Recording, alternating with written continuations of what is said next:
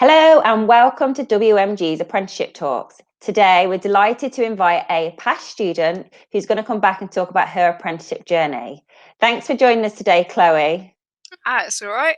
Nice and busy. Tell us a little bit about yourself, when you left WMG and what you did here. So I finished sixth form at WMG last year. So I'm now in the first year of my apprenticeship.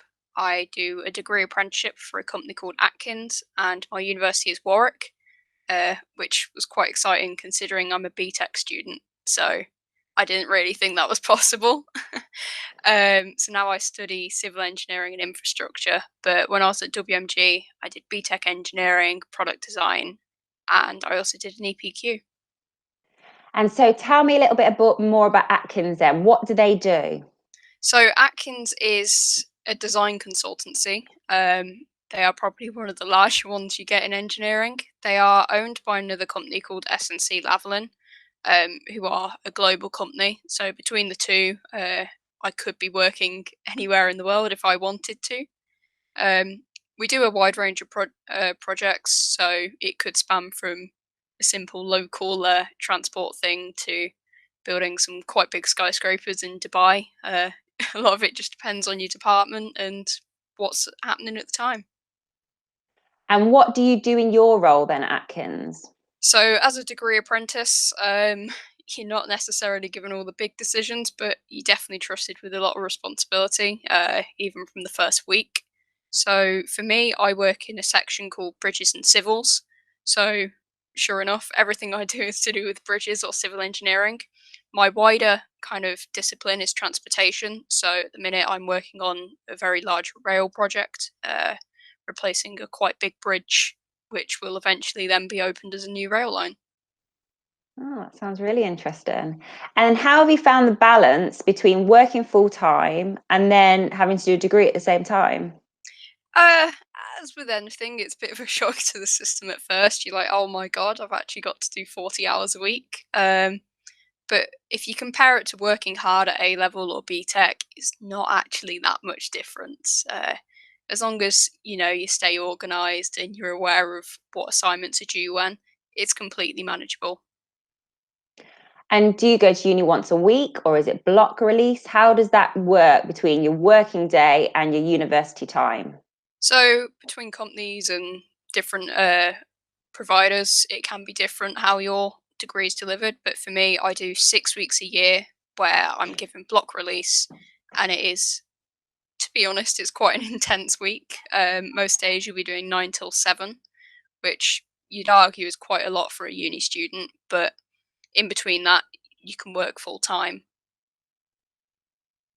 And looking back on it now, are you still happy that you went down the apprenticeship route? After a few months of doing it, is this still the route that would recommend? Yeah, definitely. I mean, it's not going to be for everyone. I'll admit some people would probably find it easier to have a bit of a less intense time and go to uni, although it can still be intense just doing a degree. But for me, it's worked really well, especially with COVID. I can still meet people, I can still gain skills. I'm not stuck at home all the time, so it's really nice. And so we talked just a minute ago about you being able to go to site visits. And so what sort of things do you get involved in, when you're out and So, about? on my current project, it is a very, very big project. It's in Milton Keynes, and basically, we're taking out a very old bridge and replacing half of it and fixing the other half. So it is a massive construction site, and it does go right over the railway. It is a railway project as well, so there's plenty going on. So quite often, I'll probably go out for a walk once a week on site, and take me about an hour. So it's plenty of exercise, but 1 week I'll be watching them take apart a bridge. The next week I'll be watching them put in the piles for all of our new work to happen. Oh, that sounds really varied and really good. So thinking back to when you were at WMG in year 13, when you were applying for companies, how many apprenticeship positions do you think you applied for? From being honest, there was a lot that I applied for, and it's very normal, no matter how good your application is, that you will get turned down at some point. As sad as it is just part of it. It's the same when you go and get a normal job. Um, But of all the ones that I actually got taken past the initial application stage, all of them tried to interview me or give me an offer.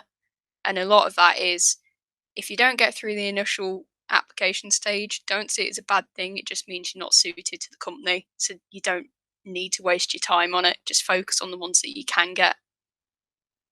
And what about those recruitment processes? What sort of things did you have to do for them? How did you prepare? Have you got any hints or tips for students? Obviously, it does vary with each company, but I was quite fortunate that I had experiences between a lot of different apprenticeships. For me, the biggest thing was, do your research into the company, because yeah, they might not quiz you on it, but you're confident in what they could ask you about and what the company does themselves. You know what their values are. And also, while you're doing your research, if you find it's not actually interesting you, chances are you're wasting your time and you should move on to something that will engage you, because otherwise you won't enjoy the apprenticeship. Obviously, you always speak to school, they can help. I found speaking to obviously you and all my other teachers, they were really good at helping me, especially the BTEC teachers. They could help you with the written applications, which I really don't enjoy. And that's actually good to come on to the next question is, do you feel that WMG did help you stand out from the crowd in those recruitment processes? Definitely. So obviously there's a lot more career support from the school than you'd get with most schools. Obviously they are very well aware of the fact that engineering companies are quite demanding, and we know what engineering companies want at this school. And also it's a very good thing to be able to go for an engineering job and say, well, I went to an engineering school for the last 2 years or last 4 years, so I've actually already done this. I'm more than capable of doing this role. Yeah, that's really good advice.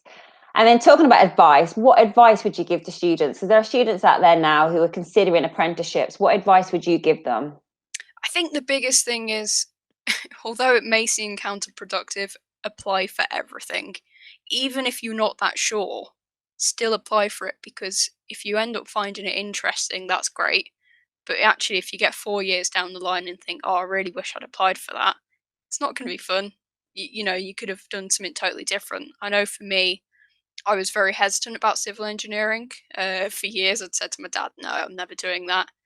And actually, for me, that's what I'm doing now. And honestly, I love it. And I'm glad that I went for that instead of my other options. That's really good. So that's the end of the interview. Thank you so much for taking part in our apprenticeship talks, and hopefully we will see you soon. Yeah, thank you.